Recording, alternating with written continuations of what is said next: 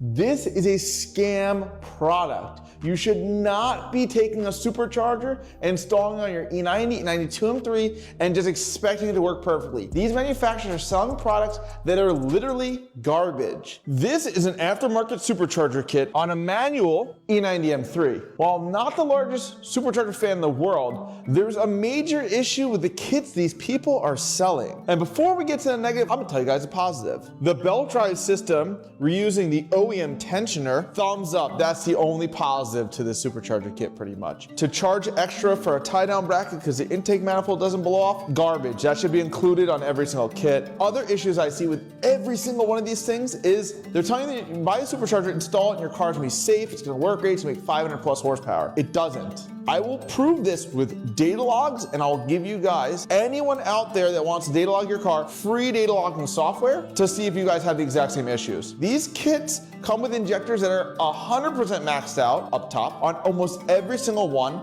Maybe 1 out of every 10 of these I try retuning, the injectors are not maxed out, and I wouldn't be surprised if they had a small boost leak or something and they weren't actually making optimal power because they're not always on a dyno. Injectors maxed out, also the fuel pressure crashes. The factory fuel pressure is 70 PSI. Typically it drops to about 40. Is that the worst thing in the world? No, they run 8 pounds boost, 7 pounds boost, 10 pounds boost. It's not the end of the world, 45 PSI fuel pressure. The problem is simple math. Injectors at 80 PSI in theory, fuel pressure target 72 or something, but 80 PSI flow almost double what they do at 40 PSI. So when your fuel pressure crashes, you need way larger fuel injectors to flow the right amount of fuel. So they're selling it with 2 small fuel injectors and they're not offering a fuel pump upgrade. Recently I tuned, I think that was maybe a VF engineering car. All these manufacturers keeps changing the fuel injector they're using between years of kits that they're selling. And what happens is, like I go retune it, I got no idea what fuel injector is. I send a tune, get a baseline, and adjust from there, and we dial in the injector size. So VF included an injector that was actually way larger. So while the fuel pressure crashed because the low pressure pump couldn't keep up, the car wasn't actually lean. The ECU logic wasn't maxed out at 95% duty cycle, which is the most the ECU will run the injectors at no matter what you do. And past 95, the injector is not spraying anything else anyway. It's just a mathematical thing how an injector works.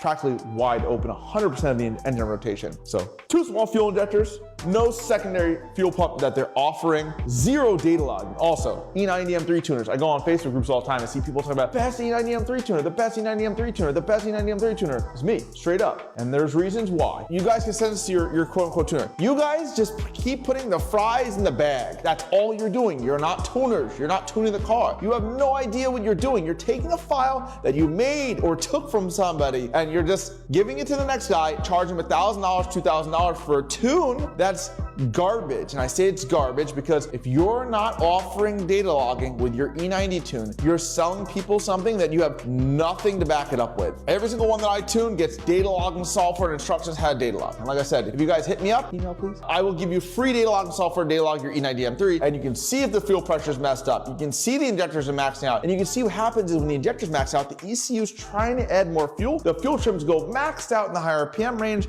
and your car runs a little bit leaner. Depends on your mods. A lot of people do, we'll show you guys in a little bit, a oil filter mod. They do a air filter mod to get a little extra boost. Maybe that's causing it to be even worse. This car behind me is, to my knowledge, an off-the-shelf kit from ESS. It makes jam. So also like tuning wise, because I've done hundreds of E90s on dyno, I move around with the cam timing to make optimal power. And with that, it actually makes probably 30, 40 horsepower more than any other tune that these kits come with. And it runs out of injector even more. But even with the off-the-shelf tune from them, it's just not safe. I know there's gonna be people that are gonna say, Jordan, but these cars don't blow up. People buy these kits all the time and they install them and they don't blow up. If a car runs lean up top and it's out of fuel, I don't care if they all blow up or not. It is a recipe for disaster and it runs lean, which will sooner or later add to engine damage, in my opinion. People think, oh, you tune these and I make more power than everyone else. I have the fastest E90s compared to everyone else. It's not because I'm more aggressive. It's because of cam timing tweaks. If any of these other tuners were actually tuners, they'd go on dyno, play with these things, spend tens of hours trying different things and figuring out what makes power. It's not running the car lean or running more timing. That doesn't do anything on an ECU like this. Does not make it more power, does not make it better. To back up all my claims, let's show you guys how this car works with no secondary fuel pump, off-the-shelf fuel injectors, and an off-the-shelf system. The only difference, this kit normally has a recirculating hose, and there's a blow-off valve, okay? And it goes back to the intake. A lot of people vent this atmosphere for noise, and they do something with this, which I call like air filter mod. You buy a little Canon air filter, you put it on here, and it actually makes more power. The reason why it makes more power, typically, this intake system is poorly designed, and it's actually slightly restrictive. So if you put a screen directly on the supercharger, you'd get about 2 or 3 pounds of boost more. I'm not saying they did a bad job designing it. You're physically limited due to space constraints of how to make the intake tube fit with a blower right here through this frame, like down here, which is super duper duper tight. So everyone puts an air filter right there on the intake tube, and if you have a brand new air filter on the bottom, maybe it adds about half a pound of boost, maybe a pound. If your bottom air filter is dirty, you actually lose a lot of power. When